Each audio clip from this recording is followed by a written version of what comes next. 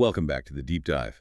Today we are strapping on the metaphorical knee pads and really analyzing a crucial blueprint. We are. We're looking at the holistic pathway to building, well, elite volleyball talent. Yeah, we've gone through a stack of sources, articles, club guides, all sorts of research, and they all seem to argue that true excellence, it's not found in old school scouting. No, not at all. It's about nurturing a whole system, something that starts right at the grassroots level. So if you're listening, your mission for this deep dive is to really get the philosophy and, I guess, the mechanics behind this system. It is. And this isn't just about raw athleticism. It's about preparation. There's that great quote often tied to Bobby Knight. Oh, I think I know this one. The key is not the will to win. Everybody has that. Right. It is the will to prepare to win that is important. And that preparation is what we're going to define today. And that prep starts right at square one, doesn't it?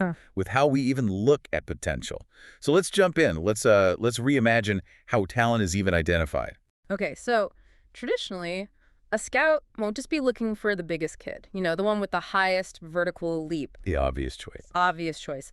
But modern volleyball, especially at the really high levels, it's measured less by that immediate skill.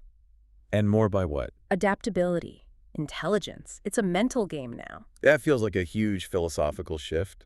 I'm thinking of the volleyball legend Todd Rogers. He said that as a smaller player, he had to change his whole approach. Right. He made it a match of wits rather than brawn. Exactly. And that shift means you're not just evaluating a player on who they are right now, but on who they have the potential to become. Precisely. Which leads right into this core philosophy we found. Success is earned. The goal is simple, but it's also profound. Just be better tomorrow than you are today. That kind of forces you away from the external stuff, like winning a league title, and toward just constant personal growth. It does, but that's where it gets tricky for young athletes, right? If you take away those traditional metrics like I'm on the U14A team, how do they even measure success? It becomes a huge psychological challenge. It forces them to compete internally. Our sources really stress this. If you don't have those tiered leagues to measure yourself against your peers, you have to learn that true growth. It comes from competing against yourself yesterday. That's how you build resilience. Yeah. And self-awareness. You learn that the only person holding you back is you. Okay, so that sounds great in theory. But if I'm a coach, how do I actually spot that untapped potential? If I'm not looking for height, what are the green lights? The answer is looking at the whole athlete. It's about valuing transferable skills from other sports. You're not looking for a volleyball player. You're looking for an athlete. You've got it. It's all about fundamental movement and body control. And our sources got really specific about the cross-sport advantages coaches should be looking for. Okay, let's break that down. So I'm a scout. What am I looking for? Okay, start with soccer players. Soccer players, what? Fast feet. Makes teaching defense and lateral movement so much easier. Plus, they understand spacing and team play almost instinctively. That translates perfectly to back row defense. Makes sense. Okay, what about explosive power, but with control? That is where your dancers and your gymnasts just shine. They have incredible body control, muscle memory. They just know where they are in the air. Which is critical for blocking. For disciplined blocking, for controlling your attack approach, for landing safely. They control their momentum. Gravity doesn't control them. That's a great way to put it. Okay, hitting power. Where did that come from? Look at baseball players. They usually have great hand-eye coordination and, maybe most importantly, a powerful, repeatable arm swing.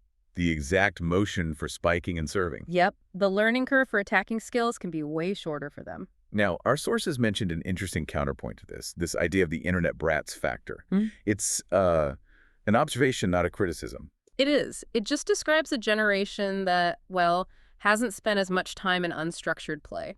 Climbing trees, neighborhood street hockey, that kind of thing. So they've missed out on building some basic movement literacy. Exactly. Things like proper running form or how to land safely. It's just not as ingrained. So for coaches today, that means you're almost having to teach basics that used to be a given. How does that change your training? It means you have to be incredibly intentional. You have to prioritize efficiency. There was a great insight on this from Marv Dunphy. What did he say? He said the best passing drill is pass set hit. The best setting drill is pass set hit. You get the idea. The best hitting drill is pass set hit. You're connecting everything. You don't isolate skills. You practice them in the actual flow of the game. It's about integrated training. always. So once you found that raw potential and started developing it, Yeah. the focus has to shift, right? Absolutely. The success of the whole program then pivots to the community around the athlete, the village, so to speak. And that starts with the coach. Our sources, citing Dr. Darren Cannell, were super clear on this. A coach is not a friend, not a mother, not a doctor. It's a singular role. They are the decision maker, and their entire focus is on making players better at volleyball. That's it. That's a tough boundary to hold, I'd imagine, especially in amateur sports.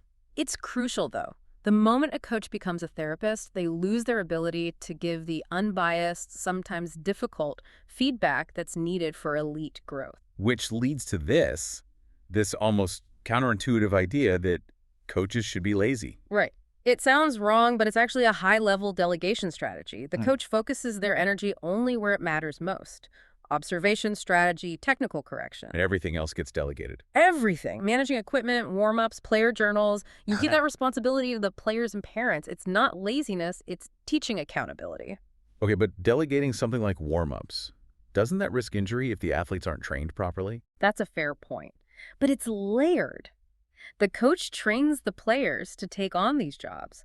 Look at the example of ball responsibilities. The ball on the hip technique. Exactly.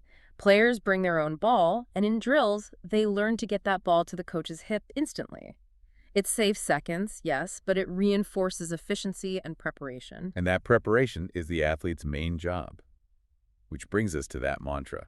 Don't aspire to be the best on the team. Aspire to be the best for the team. The athlete has to be the one driving their own discipline. They have to. They need to structure their whole day diet, school, recovery around becoming a better athlete. If success is earned, you have to show up ready to earn it. And then you have the third pillar of the village, the parents.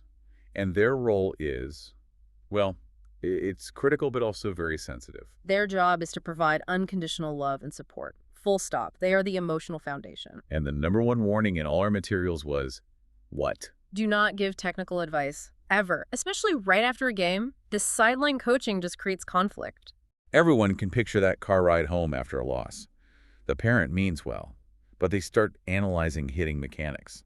And it just piles on the pressure. The athlete is trying to process what the coach said, and now they're getting confusing, contradictory feedback from a parent. The parent's job is emotional regulation, which also means modeling good sportsmanship. Absolutely. If a parent is yelling at a ref, the athlete sees that. They internalize that lack of focus and respect. It reflects on the whole team. This whole village model, though, it faces huge pressure in the club world, doesn't it? Especially with recruiting. Oh, it's a massive tension point. Our sources talked about the stress from early club signing deadlines. One coach called it timeshare sales pressure. That's vivid. So why do clubs do it? It's mostly fear. Fear of losing talent and a financial incentive to lock players in. But it puts so much stress on young athletes. So what's the alternative? How does a good club fight that? They focus on building a sustainable farm system. They create a consistent coaching philosophy from, say, U10 all the way up to U18.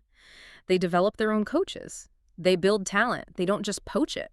So once an athlete has come through that disciplined village, what does the door to the truly elite pathway look like? It requires a lot of breadth. It's not just about being, say, 15 to 18 years old. For a high-level program like Elite One, you need years of high school and club experience. And more. And more. You need to show up at specialized camps like the Making the Cut champ or have dedicated beach program experience.